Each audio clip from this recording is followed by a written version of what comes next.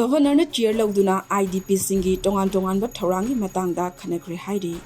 Governor Kumar Chiar Louduna internally displaced person IDP Singi Oiba Lokhotliba Amadi Lokhotkadaba Thourang Singi Matangda Chief Secretary Amadi Makok Thongba Officer Sing Yauna Mifam Ama Pangthoktuna Khanakhre Hairi.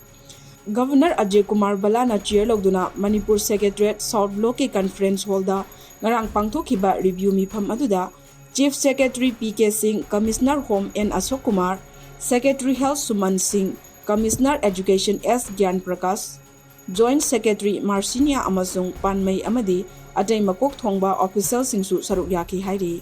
Mifam aduda Tonganba Department Singi Budgetary Allocation, Tonganba Relief Camp Singda Leiriba Internally Displaced Person, IDP Singi Rehabilitation Singi Matangda Lokhotliba Thabak Sing Amuk Hana Yengsinki.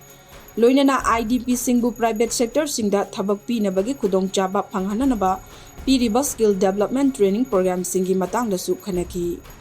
Loinana Ministry of Tourism Gi Makhada Lamdam Asigi Naha Sing Maru Oina IDP Singi Damak Paikhatliba Hunar Se Rosgar State Asida Mapung Fana Implement Tongnabasu Official Singda Governor Kumar Pauktak Piki Hairi.